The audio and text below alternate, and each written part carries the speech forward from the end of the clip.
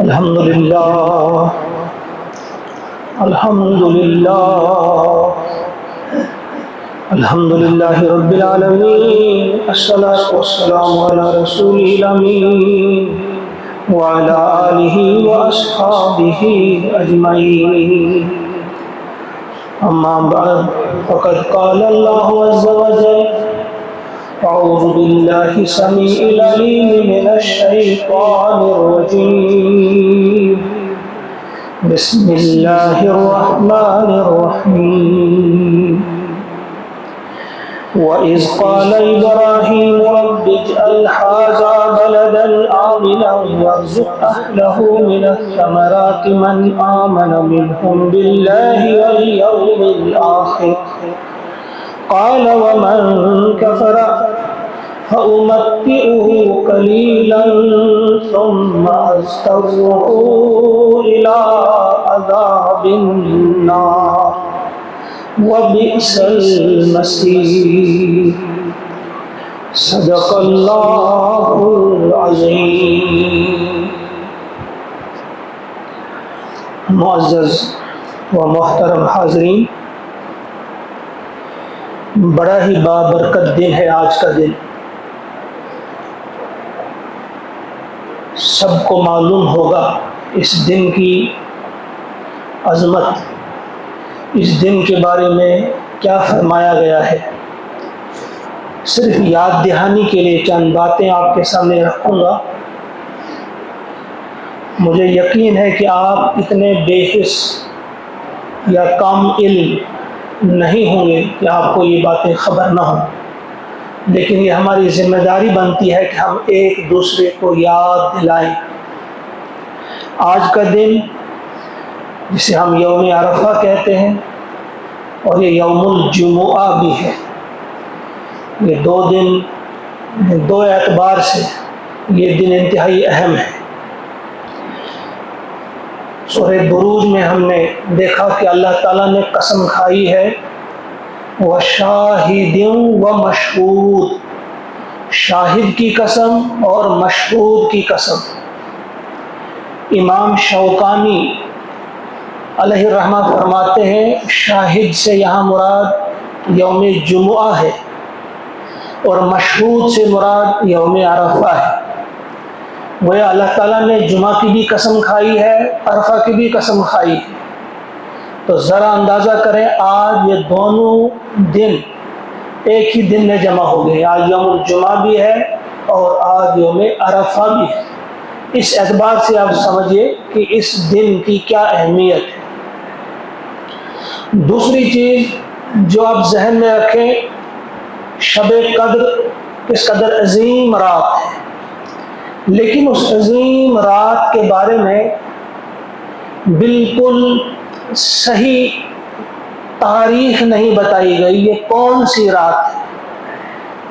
آپ ماہ مبارک کے تمام راتوں میں، یا ماہ مبارک کی تمام طاق راتوں میں، یا آخری عشرے کی طاق راتوں میں آپ تلاش کرتے ہیں، آپ کو بتایا نہیں گیا ہے کون سی رات ہے جو عظیم ترین رات ہے۔ لیکن دن کے بارے میں یہ چیز اللہ کے نبی علیہ السلام نے نہیں رکھی، بلکہ صاف بتا دیا کہ تمام دنوں میں جو عظیم ترین دن ہے وہ ہے یوم عرفہ۔ یہ یوم عرفہ عظیم دن، اس کی قسم کھائی اللہ تعالیٰ نے، اور آج جمعہ کا دن بھی۔ تو اس اعتبار سے ذرا جانیے آپ کہ آپ کس قدر عظیم دن میں ہے۔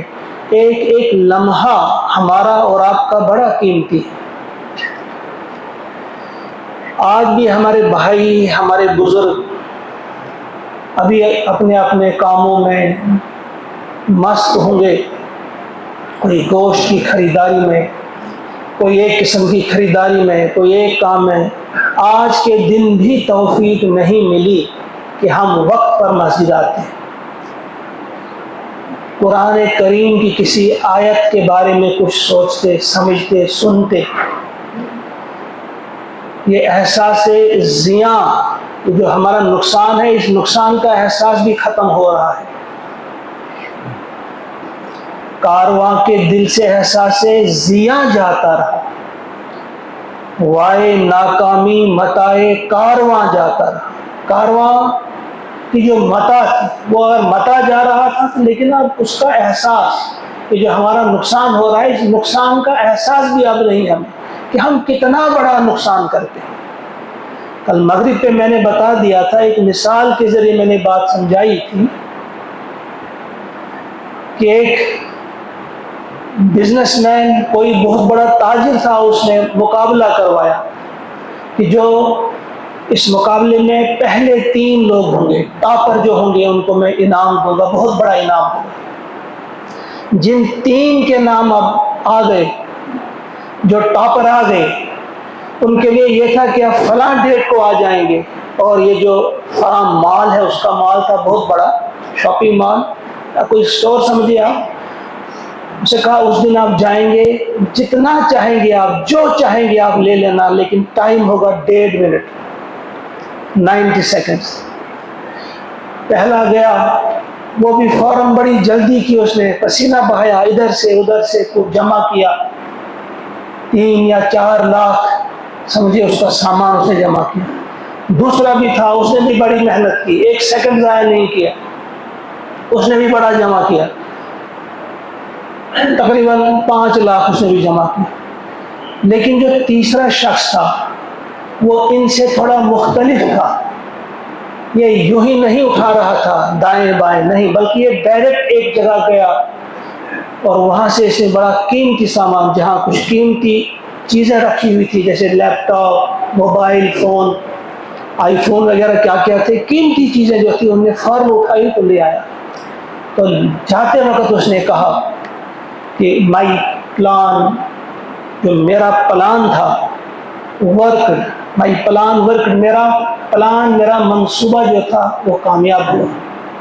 جب اس سے پوچھا گیا کیا، کس طرح سے تمہارا منصوبہ کامیاب ہوا، کیا ہوا، کہا جب مجھے پتا چلا کہ فلاں ڈیٹ کو ہم نے فلاں اسٹور میں جانا ہے، وہاں سے چیزیں اٹھانی ہے 1.5 منٹ میں، تو میں پہلے ہی آیا، آج 2 دن سے 3 دن سے میں آ رہا تھا اور میں دیکھ رہا تھا کس جگہ پہ کون سی چیز ہے، تو میں نے دیکھ لیا تھا کہ قیمتی چیز کس جگہ ہے، میں فوراً وہاں گیا، وہاں سے میں نے یہ اکٹھی چیزیں کی۔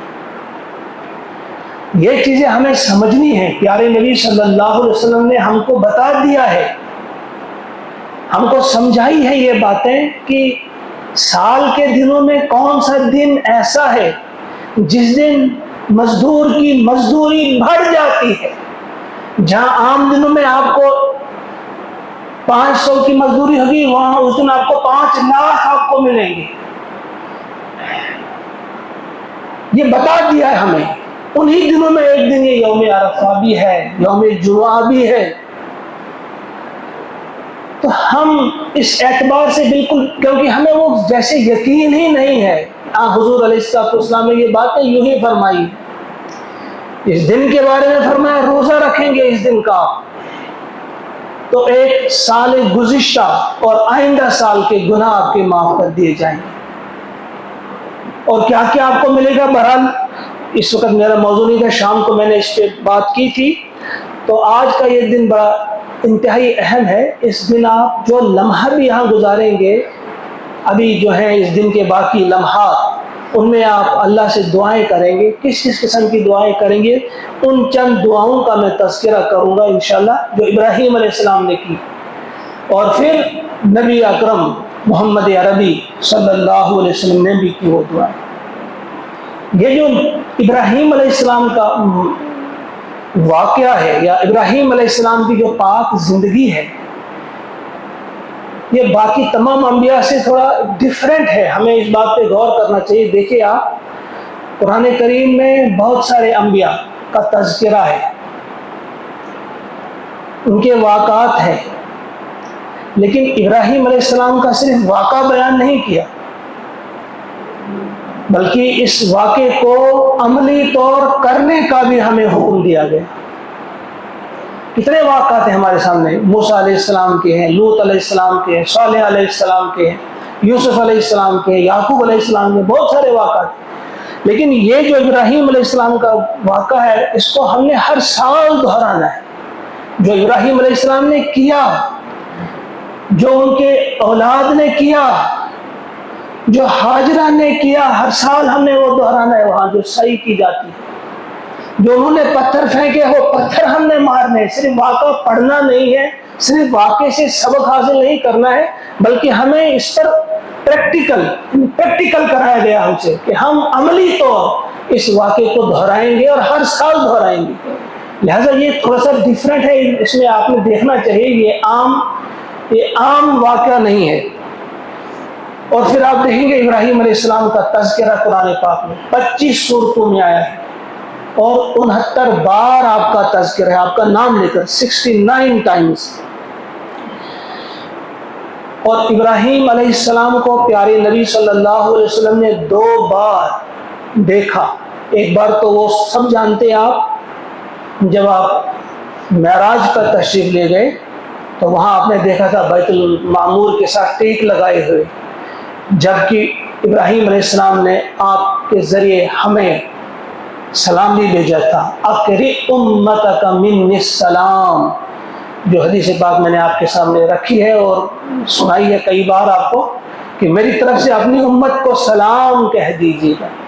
ایک تو وہاں دیکھا تھا آپ نے، اور پھر ایک بار خواب میں دیکھا، اور خواب میں جب دیکھا تو آپ کے آس پاس چھوٹے چھوٹے بچے تھے، انتہائی حسین خوبصورت، وہ کھیل رہے تھے۔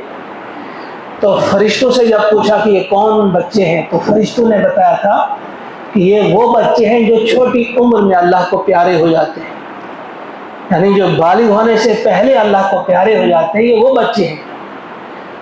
اور ان میں مشرکین کے بچے بھی شامل ہیں، چھوٹے ہوتے ہیں، وہ نابالغ بچے ہوتے ہیں، اللہ کو پیارے ہوئے ہوتے ہیں، وہ بھی ان میں ہیں۔ اور تیسری چیز کہ ابراہیم علیہ السلام کے بارے میں یہ ہمارے باپ ہیں۔ یہ آپ سب جانتے ہیں کہ آدم علیہ السلام کو کہا جاتا ہے کہ وہ پوری انسانیت کے باپ ہیں، پھر نوح علیہ السلام کو بھی باپ کہا گیا ہے کیونکہ وہ آدم ثانی انہیں کہا جاتے ہیں، طوفان نوح کے بعد انہی کی اولاد آگے چلتی ہے، لہذا انہیں آدم ثانی کہا جاتا ہے۔ اور ابراہیم علیہ السلام کو بھی کہا جاتا ہے، حضور نے فرمایا اور قرآن پاک میں بھی ہے کہ یہ آپ کا باپ ہے، کس اعتبار سے؟ ملت ابیکم ابراہیم جو کہا جاتا ہے، یہ تمہارے باپ ابراہیم کی ملت ہے۔ تو یہ کس اعتبار سے باپ ہے؟ ایک تو انہیں ابو الانبیاء کہا جاتا ہے کہ انبیاء کے باپ ہیں، ابراہیم علیہ السلام کے بعد جتنے بھی انبیاء آئے وہ سب آپ ہی کی اولاد میں سے تھے، گویا نبوت کو آپ کی اولاد میں محصور کر دیا گیا، آپ کی اولاد میں ہی نبی آئے جتنے بھی آپ کے بعد آئے۔ اور پھر ایسے بھی آپ ہمارے باپ ہیں کیونکہ محمد عربی صلی اللہ علیہ وسلم وہ ہمارے روحانی باپ ہیں، امہات المومنین ہماری روحانی مائیں ہیں، پیارے نبی ہمارے روحانی باپ ہیں، لہذا آپ کے جد، آپ کے باپ ابراہیم ہیں تو وہ ہمارے بھی باپ، لہذا ان کے ساتھ ہمارا خاص تعلق ہے۔ اسی لیے تو ہم ہر نماز میں درود ابراہیم پڑھنا ہمارے لیے لازمی ہے، ہم درود ابراہیمی پڑھتے ہیں، اور اسی لیے ہر سال ہم یہ قربانی کرتے ہیں، حج کرتے ہیں، وہاں ابراہیم علیہ السلام کی اداؤں کی ہم نقل کرتے ہیں، جو ادائیں انہوں نے کی، جو ادائیں حضرت ہاجرہ کی تھی، جو ادا حضرت اسماعیل علیہ السلام کی تھی، ان اداؤں کی ہم نقل کرتے ہیں، ہر سال کرتے ہیں، اور اپنے آپ کو یاد دلاتے ہیں کہ ہم کون ہیں، کن کے ساتھ ہمارا رشتہ ہے، ان کی زندگی کیا تھی، ان کے تصورات کیا تھے، ان کی فکر کیا تھی، ان کا خیال کیا تھا، وہ کیا سوچتے تھے، وہ کیا کرتے تھے، اور ہم کیا کرتے ہیں۔ آج اگر مانگیں گے آپ، ہم مانگیں گے اللہ تعالیٰ سے دعا کہ وہ ہمیں عقل سلیم عطا کرے اور سوچنے کی توفیق ہمیں دے، کہیں ایسا نہ ہو کہ ہمارا سب جو یہاں زندگی میں کچھ کیا بھی ہو وہ سب ضائع ہو جائے۔ موقع ہے ابھی ہمارے لیے، توبہ اگر کریں گے ہم انشاءاللہ العزیز۔ ایک اور چیز ابراہیم علیہ السلام کے بارے میں کہ آپ کی عظمت کیا ہے، حضرت انس رضی اللہ تعالیٰ عنہ فرماتے ہیں، مسلم شریف میں یہ حدیث پاک ہے کہ ایک شخص آئے اور حضور علیہ الصلوۃ والسلام سے خطاب کیا، یا خیر البریہ، خیر البریہ، اے خیر البریہ۔ کیا ہوتا ہے خیر البریہ؟ یعنی تمام مخلوقات میں سے بہتر جو ہو، خیر ہو۔ جب ان سے کہا آپ نے یا خیر البریہ، قال رسول اللہ صلی اللہ علیہ وسلم ذاک ابراہیم، پیارے نبی نے فرمایا خیر البریہ جو ہے وہ ابراہیم علیہ السلام ہے۔ یہ آپ کی تواضع تھی، یہ آپ کی انکساری تھی، یہ آپ کی عاجزی تھی۔ حالانکہ یہ صحیح بات ہے، درست بات ہے، پختہ بات ہے کہ تمام انبیاء کے امام، تمام انبیاء میں سے، تمام انسانوں میں سے جو افضل ہے، خیر ہے، وہ ہے نبی اکرم صلی اللہ علیہ وسلم۔ جیسا کہ آپ نے بھی فرمایا ہے ایک موقع پہ، ترمذی میں یہ حدیث ہے، انا سید ولد آدم ولا فخر، کہ میں آدم کی اولاد کا سردار ہوں، یعنی آدم کی جو بھی اولاد ہے یہ تمام انسانوں کا میں سردار ہوں، ولا فخر، لیکن اس پر مجھے کوئی فخر نہیں ہے۔ یہ میں نے اس لیے نہیں کہا کہ بھائی میں متکبرانہ انداز میں کہوں کہ میں سردار ہوں، ایک حقیقت ہے۔ یہ عاجزی تھی کہ ابراہیم علیہ السلام کی طرف منسوب آپ نے کی کہ نہیں، وہ ہے خیر البریہ۔ یہاں سے اندازہ ہو سکتا ہے کہ آپ کی محبت کیا تھی ابراہیم علیہ السلام کے ساتھ، یا ابراہیم علیہ السلام کو آپ کس انداز سے پیش کرنا چاہتے تھے۔ اب تھوڑا سا ہم آئیں گے ابراہیم علیہ السلام کے بارے میں جو کہا گیا ہے کہ ان کی زندگی میں بھی، تمام انبیاء کی زندگی جو ہے ان میں ہمارے لیے اسوہ ہے، لیکن نام لے کر قرآن پاک میں صرف 2 نبیوں کا تذکرہ ہے۔ ایک تو محمد عربی صلی اللہ علیہ وسلم کی، ان کی پاک زندگی میں آپ کے لیے اسوہ ہے، اسوہ حسنہ ہے، اور ابراہیم علیہ السلام کی زندگی میں ہمارے لیے اسوہ ہے، مثال ہے، اگزامپل ہے۔ ان کی پاک زندگی میں 2 ہی نبیوں کا نام لے کر بتایا گیا ہے۔ اب ابراہیم علیہ السلام کی زندگی میں سے کتنی مثالیں ہم نے لی ہیں، آپ کیا کرتے تھے، کیا ہم وہ کرتے ہیں۔ میں صرف آپ کی چند دعاؤں کا تذکرہ کروں گا کہ ابراہیم علیہ السلام کیا دعائیں کرتے تھے، کس قسم کی دعائیں کرتے تھے، کیا وہ دعائیں ہم کرتے ہیں، کیا وہ تمنا ہے ہمارے دل میں، اس قسم کی چاہت، جو چاہت ان کی تھی، جو خیال ان کا تھا۔ پہلی چیز انہوں نے دعا جو کی وہ امن کے لیے دعا کی، جو میں نے ابھی آپ کے سامنے پڑھی آیت سورہ بقرہ کی آیت ہے۔ سب سے پہلے جو دعا آپ نے کی، امن کی دعا کی، نہیں بڑی بہت زیادہ پریفرنس آپ نے اس چیز کو دی کہ امن چاہتا ہے اسلام۔ وَإِذْ قَالَ ابراہیم، اور جب کہا، یعنی یاد کرو وہ وقت جب ابراہیم علیہ السلام نے کہا رَبِّ اجْعَلْ هَٰذَا بَلَدًا آمِنًا، اے میرے رب اس شہر کو تو امن والا شہر بنا دے، وَارْزُقْ أَهْلَهُ مِنَ الثَّمَرَاتِ، پھر روزی بھی ان کے لیے مانگی، لیکن دوسرے نمبر پہ رزق عطا کر انہیں میووں کی صورت میں، مگر کن کو، من آمن منہم باللہ والیوم الآخر، ان میں سے جو جو ایمان لے آئے اللہ پر اور آخرت پر۔ اللہ تعالیٰ نے فرمایا قال ومن کفر، فرمایا جو کفر کرے فأمتعہ قلیلا، اس کو بھی میں تھوڑا سا دوں گا، اس تھوڑی سی زندگی ہے جو بالکل چند روزہ زندگی ہے، اس میں اس کو بھی میں کچھ دوں گا، مگر ثم اضطرہ الی عذاب النار، لیکن پھر میں اسے گھسیٹوں گا جہنم کی طرف، جہنم کی آگ کی طرف میں اسے گھسیٹ کر پھر لے جاؤں گا۔ اضطرہ، یہ نہیں فرمایا فرشتے گھسیٹیں گے، اضطرہ میں گھسیٹوں گا، میں دھکیلوں گا اسے جہنم کی طرف، اضطرہ الی عذاب النار، یہاں میں دوں گا۔ لہذا ہر ایک کو دیکھنا چاہیے کہ اگر اللہ تعالیٰ ہمیں دے رہا ہے، بہت دے رہا ہے، یہ اس لیے نہیں دے رہا ہے کہ ہم بہت زیادہ پیارے ہیں اس کو، یا کسی ہماری نیکی کا انعام ہے، یہ نہیں، یہ آزمائش بھی ہو سکتی ہے، یہ ہمارے لیے امتحان بھی ہو سکتا ہے۔ فرمایا میں ان کو بھی کھلاؤں گا جو میرا انکار کریں گے، ومن کفر، مگر اس کے بعد میں ان کو گھسیٹوں گا الی عذاب النار وبئس المصیر، اور وہ بڑا برا ٹھکانہ ہے۔ یہاں دو چیزیں ہم یاد رکھیں گے۔ پہلی چیز کہ امن کے لیے ہمیں ضرور دعا کرنی چاہیے۔ امن کے لیے دعا، اپنی بستی کے لیے، اپنے شہر کے لیے، اپنی ریاست کے لیے، اپنے ملک کے لیے، پوری دنیا کے لیے امن کی دعا۔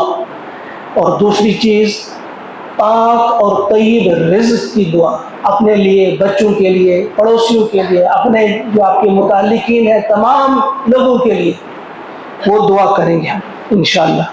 دوسری چیز جو آپ نے دعا کی، ربی حبلی من الصالحین، اے میرے رب مجھے صالح اولاد عطا کر، یہ ان کی دعا ہے۔ آپ سب جانتے ہیں کس وقت یہ کی تھی؟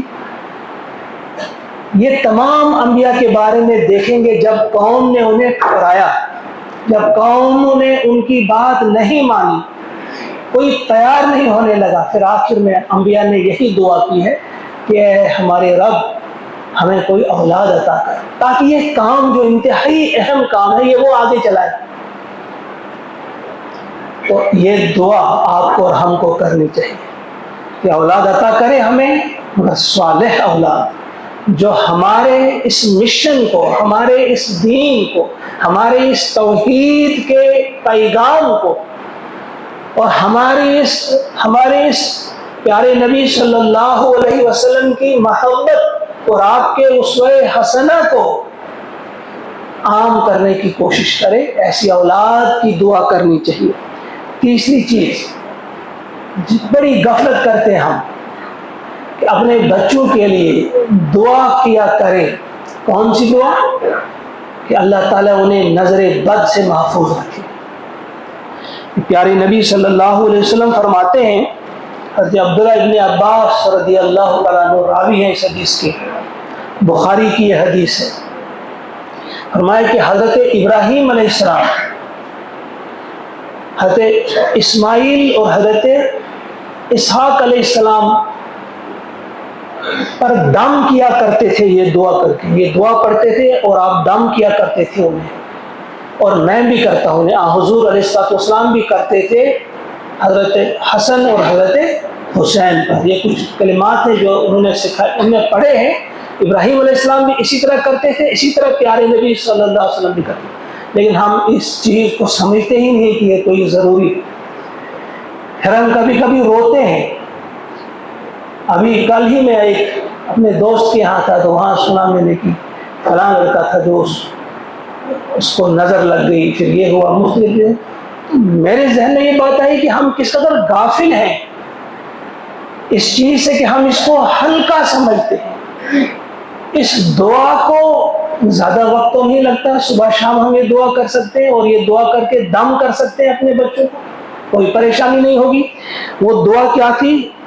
وہ دعا یہ تھی، اعوذ بکلمات اللہ التامہ من کل شیطان وہامہ ومن کل عین لامہ۔ بس یہ تین چیزیں کہ میں پناہ میں آتا ہوں، پناہ مانگتا ہوں اللہ تعالیٰ کے پاک کلمات کی، کس چیز سے؟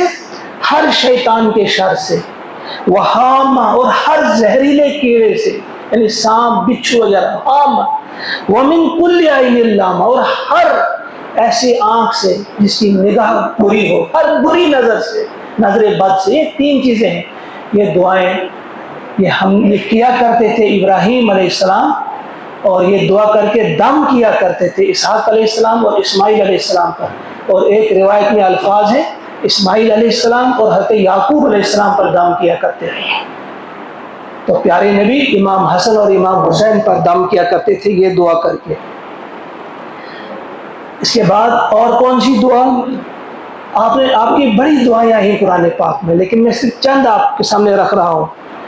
سورۃ الشعراء جو ابھی ہم پڑھ رہے تھے، جو آج ہم زیر مطالعہ ہے، مغرب کے بعد جو یہاں بیٹھتے ہیں، جنہیں اللہ تعالیٰ توفیق عطا فرماتا ہے، لیکن جو بزی لوگ ہیں، جو قرآن کو دوسرا تیسرا یا چوتھا کہیں مرتبہ دیتے ہیں، جو سمجھتے نہیں ہیں کہ اس کا سمجھنا بھی ضروری ہے، لیکن چلو ہمیں توقع ہے کہ شاید وہ گھر میں زیادہ اچھا مطالعہ کرتے ہوں۔ اللہ تعالیٰ سب کو توفیق عطا فرمائے کہ قرآن سے محبت اور قرآن کو سمجھنے کی جو لگن ہے، دھن ہے، وہ ہم میں سب کو اللہ تعالیٰ عطا کرے۔ غیر اہم اسے نہ سمجھے ہم۔ ایک وقت آئے گا جس وقت قبر میں اتارا جائے گا، وہاں جو روشنی ساتھ ہوگی وہ قرآن کی روشنی ساتھ ہوگی۔ جتنا ہم نے قرآن کے ساتھ دن گزارے ہوں گی، صبحیں شامیں دن اور راتیں گزاری ہوں گی، اسی قدر روشنی بھی ہمارے ساتھ ہوگی۔ اگر ہمیں فرصت ہی نہیں ملی ہوگی، اگر ہم نے ضرورت ہی محسوس نہیں کی ہوگی، پھر آپ خود اندازہ کر سکتے ہیں وہاں کے اندھیرے کا، جس کے بارے میں پیارے نبی صلی اللہ علیہ وسلم نے فرمایا، پہلے ہی خبردار کیا کہ قبر روزانہ پکارتی ہے، زور زور سے پکارتی ہے، چیختی ہے، چلاتی ہے۔ حضور تو سنتے تھے، ہم سن نہیں سکتے کیونکہ وہ جھوٹ بولنے والے پیغمبر نہیں تھے۔ ہم کتنی بھی یہ بدتمیزی کریں، کتنا ہی بدتمیزی پر اتریں، زبان سے تو ہم نہیں کرتے، بلکہ عملی بدتمیزی ہے یہ کہ حضور کے فرمان کو ہم ایک کان سے سنتے ہیں، دوسرے کان سے اڑا دیتے ہیں۔ یہ بدتمیزی ہے۔ بدتمیزی صرف یہ نہیں کسی نے کارٹون بنا دیا تو ہم ڈنڈے لے کر اٹھیں گے، لاٹھیاں لے کر اٹھیں گے، کلہاڑیاں لے کر اٹھیں گے، ہمیں نظر آتی ہے بدتمیزی۔ لیکن خدا ہم کتنے بدتمیز ہیں کہ پیارے نبی کے فرمان کو پیٹھ کے پیچھے ایسے پھینکتے ہیں جیسے پتہ نہیں کیا ہم نے اٹھایا اور پھینک دیا۔ تو پیارے نبی کا یہ فرمان ہے کہ قبر چیختی ہے، چلاتی ہے، پکارتی ہے، جس نے اس میں اترنا ہوتا ہے، اپنے اس باشندے سے جس کو اس میں اترنا ہوتا ہے اس سے کہتی ہے کہ تو نے میرے پاس آنا ہے۔ انا بیت الظلمہ، میں اندھیرے کا گھر ہوں۔ پتہ ہے آپ کو یہاں اندھیرا ہے، اندھیرا۔ انا بیت الدور، میں کیڑے مکوڑوں کا گھر ہوں۔ تمہیں لگتا ہے کہ یہاں کیڑے مکوڑے نہیں ہوں گے، تمہیں میرے پاس آنا ہے۔ انا بیت الخلوہ، میں تنہائی کا گھر ہوں، یہاں کوئی ساتھ نہیں ہوگا۔ گھر شواسن ایک اس کمرے میں اگر انگوٹا چیخ نکل جاتی ہے، تھوڑا سا ہلے، تھوڑا سا زلزلہ ہو جائے یا کوئی آواز آ جائے، ہم کانپ اٹھتے ہیں، پتہ نہیں کیا آ گیا، جن بھوت آوا کیا۔ یہاں تنہائی ہے، کوئی نہیں ہوگا یہاں پہ، تنہائی بھی ہے، اندھیرا بھی ہے، اور کیڑے مکوڑے بھی ہیں۔ اور پھر کیا کیا سامان رکھے ہوں گے اپنے نافرمان بندوں کے لیے اللہ تعالیٰ نے، وہ اللہ بہتر جانتا ہے، یہ میرا موضوع نہیں ہے اس وقت۔ تو یہ دعا کیا ضرور ہم کریں اپنے لیے بھی اور اپنے بچوں کے لیے بھی یہ دعا کریں۔ اعوذ بکلمات اللہ التامہ من کل شیطان وہامہ ومن کل عین لامہ۔ اس کے بعد ایک اور دعا،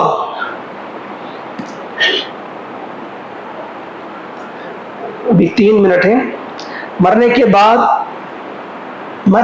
بعد چاہتے تھے ابراہیم علیہ السلام، اور ہر شخص چاہتا ہے کہ جب میں اس دنیا سے جاؤں تو لوگ جب مجھے یاد کریں تو ٹھیک طرح سے یاد کریں، میرے بارے میں اچھی بات ہو، کوئی نہ کہے کھس کم جہاں پا گانڈو گئی دفع تانگو گئی سن کرمک ہٹسو اسو زو المت مکلو ختم دفع نہ یہ کیسے نکام ہے۔ یہ دعا کی کس نے؟ ابراہیم علیہ السلام نے۔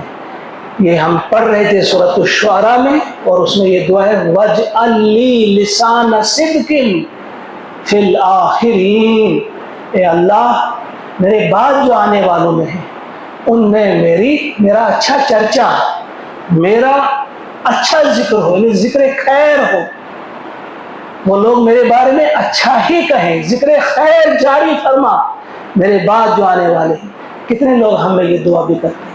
جب یہ دعا کریں گے اس سے کیا ہوتا ہے؟ دعا کرنے سے انسان کی نگاہ جاتی ہے اپنی طرف کہ نا بچسا کرن تھی کہ میں کہہ رہا رتوی آج پچ انسان محتاط رہتا ہے، انسان اچھا بھی کرتا ہے۔ دعا کے ساتھ ساتھ انسان کو عمل کی بھی پھر توفیق ملتی ہے۔ اسی لیے قرآن نے یہ دعا سکھائی ہے، اور اسی لیے پیارے نبی صلی اللہ علیہ وسلم نے تاکید کی، تاکیداً یہ بات کی ہے، یہ دعائیں کیا کرو۔ آج کا جو دن ہے یہ بھی دعاؤں کا دن ہے، یہ دعا بھی آپ ضرور کریں گے۔ اور وَاجْعَلْنِي مِن وَرَثَةِ جَنَّةِ النَّعِيمِ، اور مجھے نعمتوں بھری جو جنت ہے ان کے وارثوں میں سے میرا شمار کر، یعنی جن کو تمہیں جنت میں داخل کرنا ہے انہی لوگوں میں میرا بھی شمار کر۔ وَاغْفِرْ لِي أَبِي، اور مغفرت فرما میرے ابا کی، میرے باپ کو بخش دے، إِنَّهُ كَانَ مِنَ الظَّالِمِينَ، کیونکہ وہ گمراہ تھا، گمراہوں میں سے تھا۔ اپنے باپ کے لیے دعا، اپنے لیے دعا، اور پھر وہ دعا جو ہم اکثر نماز میں پڑھتے ہیں، رَبِّ اجْعَلْنِی مُقِیمَ الصَّلَاةِ وَمِن ذُرِّیَّتِی، اپنے لیے، اپنے بچوں کے لیے۔ وتقبل دعا ربنا اغفر لی ولوالدی وللمؤمنین یوم یقوم الحساب، یہ دعا، ان دعاؤں کو کرنا انتہائی ضروری ہے۔ یہ چند دعائیں میں نے آپ کے سامنے اس وقت رکھی، پوری زندگی ابراہیم علیہ السلام کی جب آپ اس کا مطالعہ کریں گے، آپ دیکھیں گے قدم قدم پر ایک ایک لمحہ جو ان کی زندگی کا گزرا ہے، ایک ایک لمحہ جو آپ کی زندگی کا گزرا ہے، کس طرح سے اللہ کی محبت میں، اللہ کی یاد میں گزرا ہے۔ وہ اللہ کی یاد میں جیتے تھے، اللہ کی محبت میں جیتے تھے، اللہ ہی کے لیے سب کرتے تھے۔ ان کا اٹھنا بیٹھنا، یہی ہم بھی کہیں گے جب کل قربانی ہم کریں گے، اس وقت ہم یہی الفاظ دہرائیں گے، ان صلاتی ونسکی ومحیای ومماتی للہ رب۔ دعا کرنی چاہیے کہ واقعی ہمارا جینا، ہمارا مرنا بھی سب اللہ کے لیے ہو جائے۔